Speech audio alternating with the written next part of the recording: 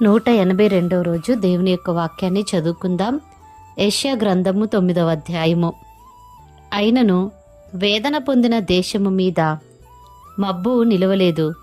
పూర్వకాలమున ఆయన జెబూలూను దేశమును నఫ్తాలి దేశమును అవమానపరిచెను. అంత్యకాలమున ఆయన సముద్ర ప్రాంతమును అనగా యొర్దాను అద్దరిని అన్యజనుల గలిలియ ప్రదేశమును మహిమగలదానిగా చేయుచున్నాడు.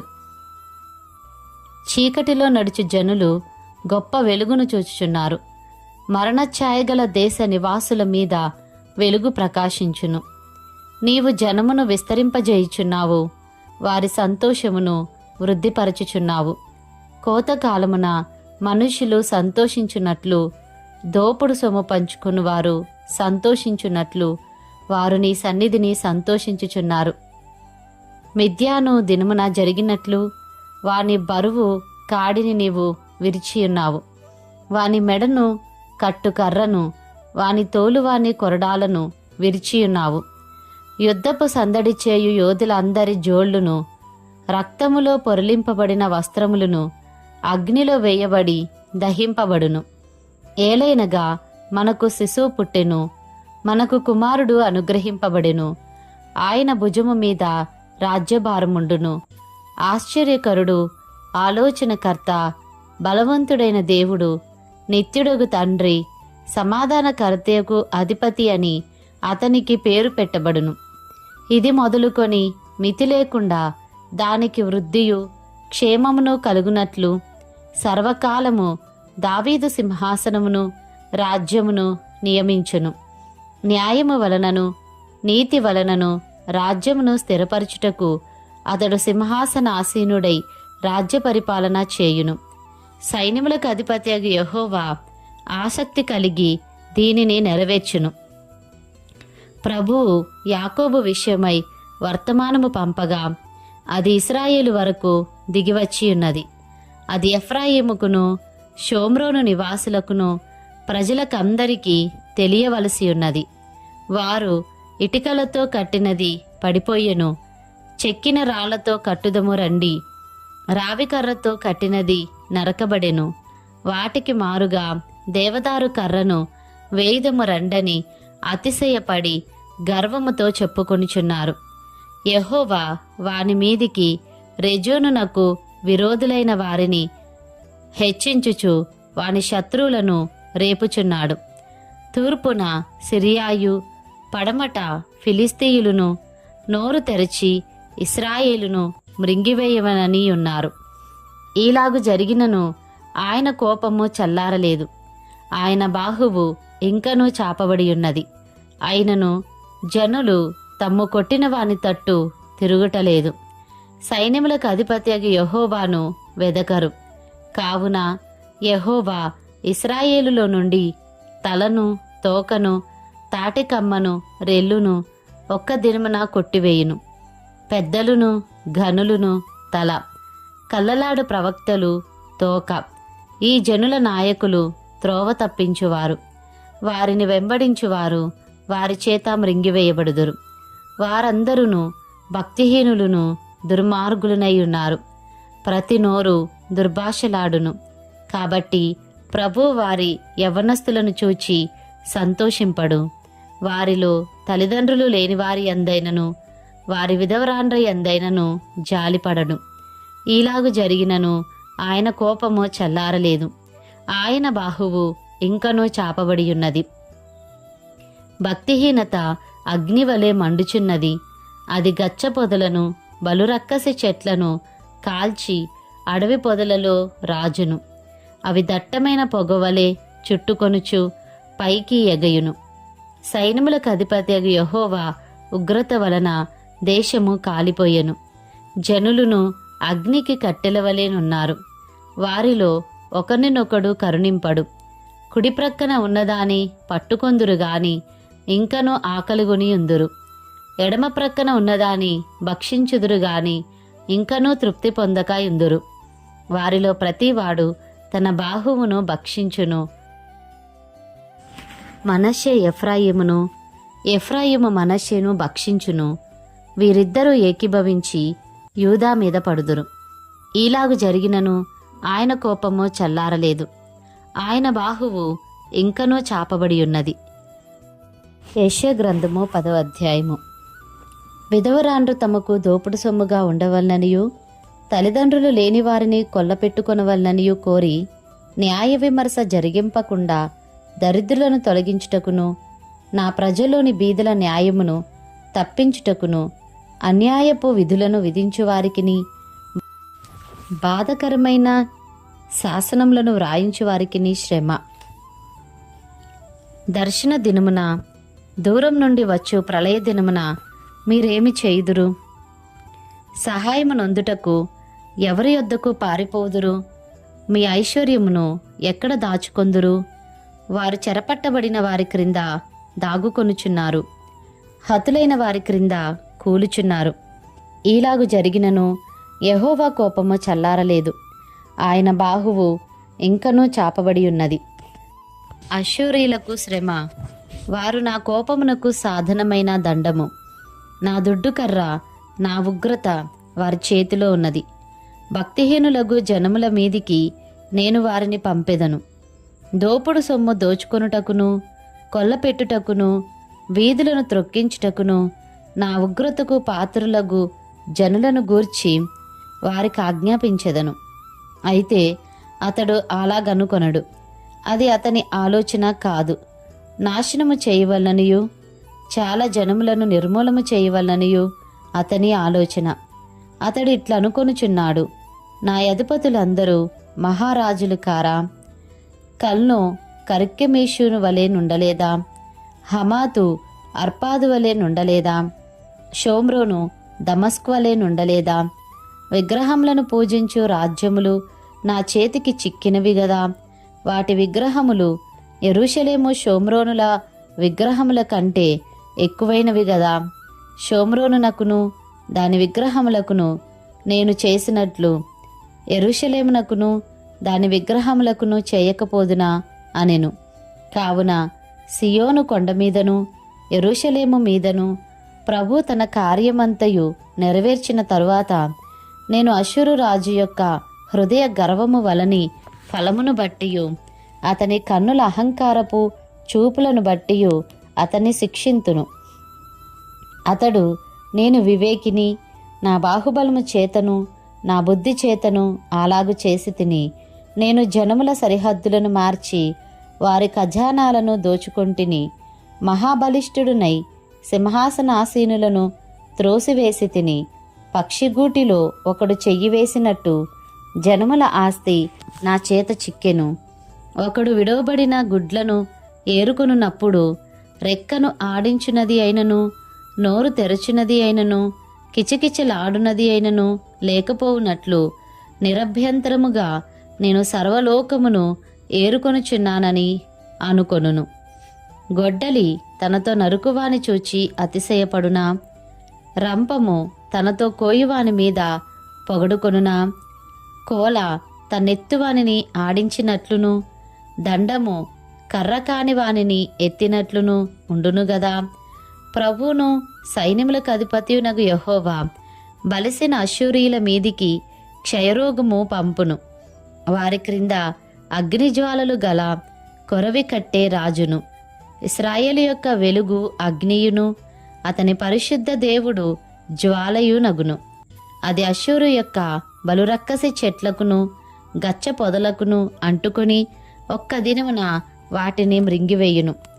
ఒకడు వ్యాధిగ్రస్తుడై క్షీణించిపోవునట్లుగా శరీర ప్రాణములతో కూడా అతని అడవికిని అతని ఫలభరితమైన పొలములకును కలిగిన మహిమను అది నాశనము చేయును. అతని అడవి చెట్ల శేషము కొంచెమగును, బాలుడు వాటిని లెక్క పెట్టవచ్చును.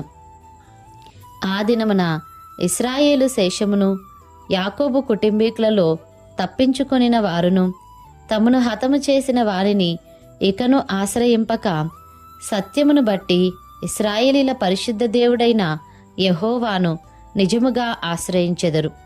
శేషము తిరుగును, యాకోబు శేషము బలవంతుడగు దేవుని వైపు తిరుగును. నీ జనులైన ఇశ్రాయేలు సముద్రపు ఇసుకవలే ఉండినను దానిలో శేషమే తిరుగును. సమూల నాశనము నిర్ణయింపబడెను. నీతి ప్రవాహము వలె వచ్చును. ఏలైనగా తాను నిర్ణయించిన సమూల నాశనము ప్రభువును సైన్యములకు అధిపతియునగు యెహోవా సర్వలోకమున కలుగజేయును. ప్రభువును సైన్యములకు అధిపతియునగు యెహోవా ఈలాగు సెలవిచ్చుచున్నాడు. సియోనులో నివసించుచున్న నా జనులారా, ఐగుప్తీయులు చేసినట్టు అష్షూరు కర్రతో నిన్ను కొట్టి నీ మీద తన దండము ఎత్తినను వానికి భయపడకుము. ఇకను కొద్ది కాలమైన తరువాత నా కోపము చల్లారును. వారిని నాశనము చేయుటకు నా ఉగ్రత తిరుగును. ఓరేబు బండ యొద్ద మిద్యానును హతము చేసినట్లు సైన్యములకు అధిపతియగు యెహోవా తన కొరడాలను వాని మీద ఆడించును. ఆయన దండము సముద్రము వరకు వచ్చును. ఐగుప్తీయులు దండమెత్తినట్లు ఆయన దానిని ఎత్తును. ఆ దినమున నీ భుజం మీద నుండి అతని బరువు తీసివేయబడును. నీ మెడ మీద నుండి అతని కాడి కొట్టివేయబడును. నీవు బలిసినందున ఆ కాడి విరగొట్టబడును. అష్షూరీయులు అయాతు మీద పడుచున్నారు. మిగ్రోను మార్గముగా పోవుచున్నారు. మిక్మషులో తమ సామగ్రి ఉంచుచున్నారు. వారు కొండసందు దాటి వచ్చుచున్నారు. రామ వణుకుచున్నది. గెబలో బసచేతము రండని అనుచున్నారు. సౌలు గిబ్యా నివాసులు పారిపోదురు. గల్లీములారా బిగ్గరగా కేకలు వేయుడి. లాయిషా ఆలకింపుము. అయ్యయ్యో, అనాతోతు మద్మేనా జనులు పారిపోదురు. గిబా నివాసులు పారిపోవుదురు. ఈ దినమే దండు నోబులో దిగును. ఈ దినమే సియోను కుమారి పర్వతమును యెరూషలేము కొండ మీద వారు తమ చెయ్యి ఆడించుదురు. చూడుడి, ప్రభువును సైన్యములకు అధిపతియునగు యెహోవా భీకరముగా కొమ్మలను తెగగొట్టగా మిక్కిలి ఎత్తుగల చెట్లు నరకబడును, ఉన్నతమైనవి పడిపోవును. ఆయన అడవి పొదలను ఇనుపకత్తితో కొట్టివేయును. లెబానోను బలవంతుడైన ఒకని చేత కూలిపోవును. యెషయా గ్రంథము 11వ అధ్యాయము. యెషయి మొద్దు నుండి చిగురు పుట్టును, వాని వేరుల నుండి అంకురము ఎదిగి ఫలించును. యెహోవా ఆత్మ జ్ఞాన వివేకములకు ఆధారమగు ఆత్మ, ఆలోచన బలములకు ఆధారమగు ఆత్మ, తెలివిని యెహోవా యెడల భయభక్తులను పుట్టించు ఆత్మ అతని మీద నిలుచును. యెహోవా భయము అతనికి ఇంపైన సువాసనగా ఉండును. కంటి చూపును బట్టి అతడు తీర్పు తీర్చడు. తాను విను దానిని బట్టి విమర్శ చెయ్యడు. నీతిని బట్టి బీదలకు తీర్పు తీర్చును. భూనివాసులలో దీనులైన వారికి యథార్థముగా విమర్శ చెయ్యును. తన వాగ్దండము చేత లోకమును కొట్టును. తన పెదవుల ఊపిరి చేత దుష్టులను చంపును. అతని నడుమునకు నీతియు అతని తుంట్లకు సత్యమును నడికట్టుగా ఉండును. తోడేలు గొర్రెపిల్ల యొద్ద వాసము చేయును. చిరుతపులి మేకపిల్ల యొద్ద పండుకొనును. దూడయు కొదమసింహమును పెంచబడిన కోడెయు కూడుకొనగా బాలుడు వాటిని తోలును. ఆవులు ఎలుగులు కూడి మేయును. వాటి పిల్లలు ఒక్కచోటనే పండుకొనును. ఎద్దు మేయునట్లు సింహము గడ్డి మేయును. పాలుకుడుచు పిల్ల నాగుపాము పుట్ట యొద్ద ఆటలాడును. మిడినాగు పుట్ట మీద పాలు విడిచిన పిల్ల తన చెయ్యి చాచును. నా పరిశుద్ధ పర్వతం అందంతటను ఏ మృగమును హాని చేయదు, నాశనము చేయదు. సముద్రము జలముతో నిండియున్నట్లు లోకము యెహోవాను గూర్చిన జ్ఞానముతో నిండియుండును. ఆ దినమున ప్రజలకు ధ్వజముగా నిలుచుచుండు యెషయి వేరు చిగురునొద్ద జనములు విచారణ చేయును. ఆయన విశ్రమ స్థలము ప్రభావము గలదగును. ఆ దినమున శేషించు తన ప్రజల శేషమును అష్షూరులో నుండియు, ఐగుప్తులో నుండియు, పత్రోసులో నుండియు, కూషులో నుండియు, ఏలాములో నుండియు, షీనారులో నుండియు, హమాతులో నుండియు, సముద్ర ద్వీపములలో నుండియు విడిపించి రప్పించుటకు యెహోవా రెండో మారు తన చెయ్యి చాచును. జనములను పిలుచుటకు ఆయనొక ధ్వజము నిలబెట్టును. భ్రష్టులైపోయిన ఇశ్రాయేలీలను పోగు చేయును. భూమి యొక్క 4 దిగంతముల నుండి చెదరిపోయిన యూదా వారిని సమకూర్చును.